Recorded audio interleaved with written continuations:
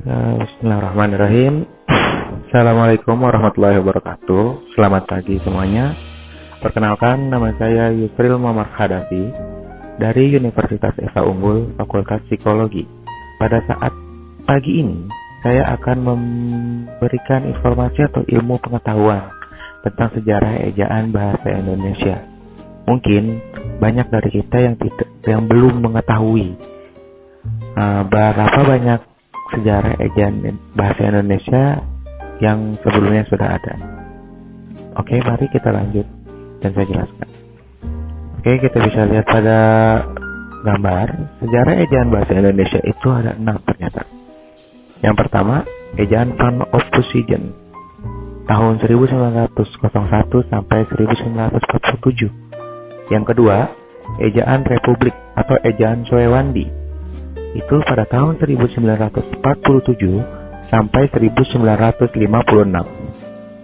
Yang ketiga, ejaan Melindo Melayu Indonesia itu 1961 sampai 1967. Namun ejaan ini tidak diresmikan. Dan yang keempat, ejaan LBK Lembaga Bahasa dan Kesusastraan 1967 sampai 1972, dan untuk ejaan ini juga tidak diresmikan. Yang kelima itu ejaan yang disempurnakan EYD 1972 sampai 2015. Dan yang terakhir, Pedoman Umum Ejaan Bahasa Indonesia atau PUEBI yang disahkan pada tahun 2015 sampai sekarang. Oke, kita lanjut. Yang pertama itu ejaan Van Ophuijsen. Pada tahun 1901 disiapkan pembakuan ejaan bahasa Indonesia yang pertama kali oleh Prof. Charles Van Ophuijsen, dibantu oleh Engku Nawawi, gelar Sultan Makmur dan Moh Taif Sultan Ibrahim. Hasil pembakuan mereka yang dikenal dengan ejaan Van Ophuijsen ditulis dalam sebuah buku. Dalam kitab itu dimuat sistem ejaan Latin untuk bahasa Melayu di Indonesia. Van Ophuijsen merupakan seorang pandai bahasa berkebangsaan Belanda. Ia pernah berlaku inspektur sekolah di Maktab Perguruan Bukit Tinggi, Sumatera Barat. Selanjutnya menjadi profesor bahasa Melayu di Universitas Leiden, Belanda. Setelah menertibkan kitab Logat Malojoe dan Van Ophuijsen selanjutnya menerbitkan Maleisi Sparkanus pada tahun 1910. Buku ini selanjutnya diartikan oleh T.W. Kamil dengan judul Atur Bahasa Melayu dan menjadikan panduan untuk pemakai bahasa Melayu di Indonesia. Oke, dan di gambar ini kita bisa lihat sosok dari Profesor Charles Adrian Van Ophuijsen, dan beliau lahir di Solok, Sumatera Barat pada tahun 1856. Oke, selanjutnya kita lihat sini. Ejaan Van Ophuijsen atau ejaan lama adalah jenis ejaan yang pernah digunakan untuk bahasa Indonesia. Ejaan ini digunakan untuk menuliskan kata-kata bahasa Melayu menurut model yang dimengerti oleh orang Belanda, yaitu menggunakan huruf Latin dan bunyi yang mirip dengan tuturan Belanda. Dengan contoh seperti gambar yang di samping ini, kita bisa lihat di sini ada tulisan kebudayaan dan masyarakat, majalah bulanan berdasar kebangsaan. Nah, seperti ini misalnya, dan bacaannya mungkin seperti itu. Mungkin kita bisa lihat di sini untuk bacaan yang kita bisa baca pada penggunaan ejaan yang kita sering gunakan tuh, mungkin di sini kita baca kebudayaan dan masyarakat, majalah bulanan berdasarkan kebangsaan. Oke, kita lanjut. Nomor 2, ejaan Republik, ejaan Soewandi. Ejaan ini muncul karena dilatar belakangi adanya keinginan para cendekiawan dan budayawan Indonesia yang hadir dalam Kongres Bahasa Indonesia 1 untuk melepaskan pengaruh kolonial Belanda terhadap bahasa Indonesia. Saat itu Soewandi selaku Menteri Pengajaran, Pendidikan, dan Kebudayaan memutuskan untuk mengganti ejaan Van Ophuijsen. Ejaan pengganti itu disebut ejaan Sewandi atau ejaan Republik. Disebut ejaan Republik karena ejaan tersebut lahir setelah kemerdekaan Republik Indonesia. Ejaan ini berlaku sampai tahun 1972, lalu digantikan oleh ejaan yang disempurnakan pada masa Menteri Masuri Saleh. Pada masa jabatannya sebagai Menteri Pendidikan dan Kebudayaan, pada 23 Mei 1972, Masuri mengesahkan penggunaan ejaan yang disempurnakan dalam bahasa Indonesia yang menggantikan ejaan Sewandi. Sebagai Menteri, Masuri menandai pergantian ejaan itu dengan mencopot nama jalan yang melintas di depan kantor departemennya saat itu dan mengubahnya dari tulisan Cilacap menjadi Jalan Cilacap. Penulisannya seperti ini ya. Mungkin dari sini pembacaannya bacaannya sama, Jalan Cilacap, Jalan Cilacap. Namun cuma penulisannya aja DJL titik TJI Lacap jadi Jalan Cilacap. Oke, kita lanjut. Nomor 3, ejaan Melindo Melayu Indonesia. Ejaan Melindo adalah sistem ejaan Latin yang termuat dalam pengumuman bersama ejaan bahasa Melayu Indonesia atau Melindo 1959 sebagai asal usaha penyatuan sistem ejaan dengan huruf Latin di Indonesia dan Persekutuan Tanah Melayu. Keputusan ini dilakukan dalam Perjanjian Persahabatan Indonesia dan Malaysia pada tahun 1959. Sistem ini tidak pernah sampai diterapkan. Hal yang berbeda ialah bahwa di dalam ejaan Melindo, gabungan konsonan TJ seperti pada kata TJ Inta diganti dengan C menjadi cinta. Juga gabungan konsonan NJ seperti nonja diganti dengan huruf NC yang sama sekali masih baru dalam ejaan pembaruan kedua gabungan konsonan itu diganti dengan TSSN. Ejaan ini dikenal pada akhir 1959 dalam Perjanjian Persahabatan Indonesia dan Malaysia. Pembaruan ini dilakukan karena adanya beberapa kosakata yang menyulitkan penulisannya.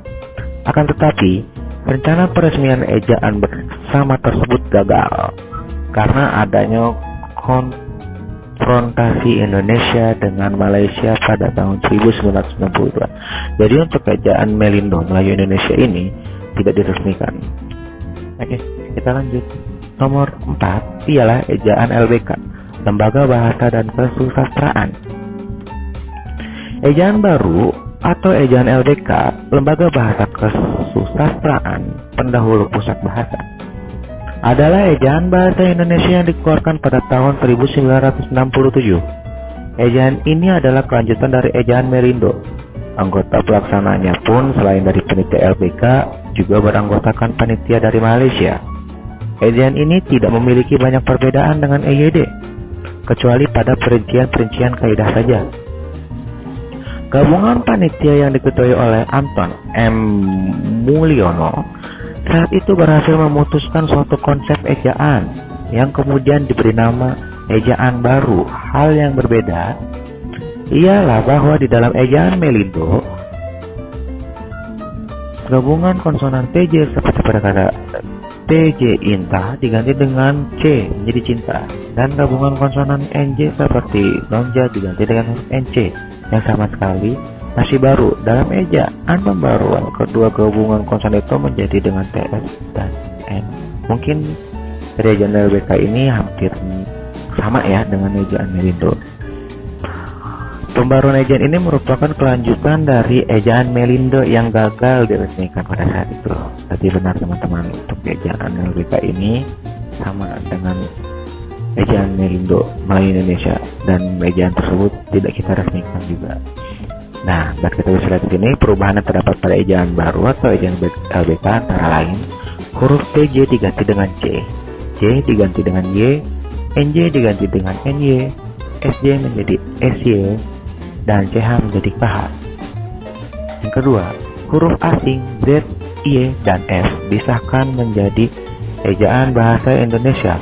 Hal ini disebabkan pemakaian yang sangat produktif. Huruf E tidak dibedakan pepet atau bukan. Alasannya tidak banyak kata yang berpasangan dengan variasi huruf E yang menimbulkan salah pengertian. Oke, kita lanjut. Yang kelima, ejaan yang disempurnakan atau EYD. Nah, mungkin di sini tidak asing lagi ya bagi kita semua untuk EYD itu. Oke, kita lanjut. Saya akan bantu jelaskan sedikit. Ejaan yang disempurnakan disingkat EYD adalah ejaan bahasa Indonesia yang berlaku dari tahun 1972 hingga 2015. Ejaan ini menggantikan ejaan Republik atau ejaan Sewandi. Ejaan ini digantikan oleh ejaan bahasa Indonesia sejak tahun 2015. Sebelum EYD, Lembaga Bahasa dan Kesusastraan Karang Pusat Bahasa pada tahun 1967 mengeluarkan ejaan baru, ejaan LBK. Ejaan baru pada dasarnya merupakan lanjutan dari usaha yang telah dirintis oleh Panitia Ejaan Malindo. Para pelaksananya pun di samping terdiri dari Panitia Ejaan LBK, juga dari Panitia Ejaan dari Malaysia. Panitia itu berhasil merumuskan suatu konsep ejaan yang kemudian diberi nama ejaan baru. Panitia itu bekerja atas dasar surat keputusan Menteri Pendidikan dan Kebudayaan nomor 62/67 pada tanggal 19 September 1967. Selanjutnya, pada tanggal 12 Oktober 1972, Panitia Pengembangan Bahasa Indonesia, Departemen Pendidikan dan Kebudayaan menerbitkan buku Pedoman Umum Ejaan Bahasa Indonesia yang disempurnakan dengan penjelasan kaidah penggunaan yang lebih luas. Setelah itu, Menteri Pendidikan dan Kebudayaan dengan Keputusan Pendidikan dan Kebudayaan tanggal 27 Agustus 1975 nomor 0196/U/1975 memberlakukan Pedoman Umum Ejaan Bahasa Indonesia yang disempurnakan dan Pedoman Umum Pembentukan Istilah. Oke, mungkin di sini sedikit jelasan dari semua ejaan ya. Ejaan Malindo, ejaan LBK, terus terbitnya EYD, dan mungkin ini ada sedikit untuk memperlakukan PUEB nih, Pedoman Umum Ejaan Bahasa Indonesia. Oke, kita lanjut. Perbedaan dengan ejaan sebelumnya. Nah, di sini perbedaannya mungkin. Perubahan yang terdapat pada ejaan baru atau ejaan LBK antara lain. Nah, kita bisa lihat yang tadi juga ya. TJ menjadi C, cuci jadi cuci, DJ menjadi J, jarak, J menjadi Y, tajam sayang, NJ menjadi NY, jamuk, nyamuk, SJ menjadi SY, syarat jadi syarat, CH menjadi KH, akhir jadi akhir. Oke, dan di sini ada beberapa kebijakan baru yang ditetapkan di dalam EYD, antara lain huruf V, huruf F, V, dan Z yang merupakan unsur serapan dari bahasa asing diresmikan pemakaiannya. Huruf Q dan X yang lazim digunakan dalam bidang ilmu pengetahuan tetap digunakan, misalnya pada kata furqan dan xenon. Awalan D dan kata depan D dibedakan penulisannya. Kata depan D pada contoh di rumah, di sawah, penulisannya dipisahkan dengan spasi. Sementara D pada dibeli atau dimakan ditulis serangkai dengan kata yang mengikutinya. Dan kata ulang ditulis penuh dengan mengulang unsur-unsurnya. Angka 2 tidak digunakan sebagai penanda pengulangan lagi. Jadi seperti ini unsur-unsurnya. Mungkin kan kalau dulu kan itu sebelum EYD ini unsur 2. Oke. Nah, selanjutnya di sini ada hal-hal yang diatur dalam EYD. Yang pertama, penulisan huruf, termasuk huruf kapital dan huruf miring. Kedua, penulisan kata, penulisan tanda baca. Dan yang keempat, penulisan singkatan dan akronim. Yang kelima, penulisan angka dan lambang bilangan. Dan yang keenam, penulisan unsur serapan. Oke, kita lanjut yang terakhir, itu ialah Pedoman Umum Ejaan Bahasa Indonesia atau PUEB. Penyempurnaan terhadap ejaan bahasa Indonesia telah dilakukan oleh Badan Pengembangan dan Pembinaan Bahasa, Kementerian Pendidikan dan Kebudayaan. Penyempurnaan tersebut menghasilkan naskah yang pada tahun 2015 telah ditetapkan menjadi Peraturan Kementerian Pendidikan dan Kebudayaan Nomor 50 Tahun 2015 tentang Pedoman Umum Ejaan Bahasa Indonesia atau POEB. Ada 3 hal perubahan yang terjadi pada POEB. Perubahan tersebut meliputi perubahan huruf diftong, penggunaan huruf tebal, serta penggunaan huruf kapital. Huruf diftong yang ditambahkan ke POEB adalah E. Penambahan ini terjadi karena bahasa Indonesia banyak menyerap istilah dari bahasa asing. Sehingga kini ada 4 diftong dalam bahasa Indonesia, yakni ai, au, e, dan oi. Indonesia menyerap kosakata dari berbagai bahasa asing dan banyak istilah asing tersebut yang pakai e, seperti kata survei. Selain diftong, perubahan juga terjadi pada penggunaan huruf tebal. Penggunaan huruf tebal ini belum diatur pada ejaan bahasa Indonesia sebelumnya. Nah, huruf tebal ini mungkin belum diatur tuh pada ejaan EYD ya. Ejaan yang disempurnakan. Nah, disempurnakanlah dan terbitlah POEB, Pedoman Umum Ejaan Bahasa Indonesia. Oke, lanjut. Dalam buku pedoman ejaan yang disempurnakan, penulisan ejaan dan tanda baca diatur dalam kaidahnya masing-masing. Penulisan ejaan yang diatur tersebut diantaranya yang pertama pemakaian abjad, huruf vokal, huruf konsonan, dan abjad. Yang kedua, persukuan, yaitu pemisah suku kata. Yang ketiga, penulisan huruf besar. Dan yang keempat, penulisan huruf miring. Yang kelima, penulisan kata dasar, kata ulang, kata berimbuhan, dan gabung kata. Yang keenam, penulisan angka dan lambang bilangan. Dan yang ketujuh, penempatan tanda baca atau punktuasi. Di antaranya di sini ada tanda titik, tanda koma, tanda titik dua, tanda titik koma, tanda titik atau elipsis, tanda tanya, tanda seru, tanda kurung biasa, tanda hubung, tanda pisah, tanda ketik tunggal, tanda ketik ganda, tanda kurung siku, tanda ulang, angka 2, tanda apostrof. Oke. Sekian pembahasan tentang sejarah ejaan bahasa Indonesia pada kali ini. Sebelumnya saya mengucapkan terima kasih atas perhatian serta para pendengar dari apa yang saya sampaikan. Semoga segala ilmu yang saya sampaikan ini bisa menjadi tambahan wawasan bagi para pendengar dan bermanfaat untuk semuanya. Sekian informasi serta ilmu yang saya dapat sampaikan. Kurang lebihnya mohon maaf apabila ada kata-kata atau kesalahan dalam penyebutan. Mohon dimaafkan dikarenakan saya sedang dalam proses pembelajaran, dan terima kasih untuk perhatiannya sekali lagi. Wabillahi taufiq wal hidayah. Assalamualaikum warahmatullahi wabarakatuh. Selamat pagi semuanya.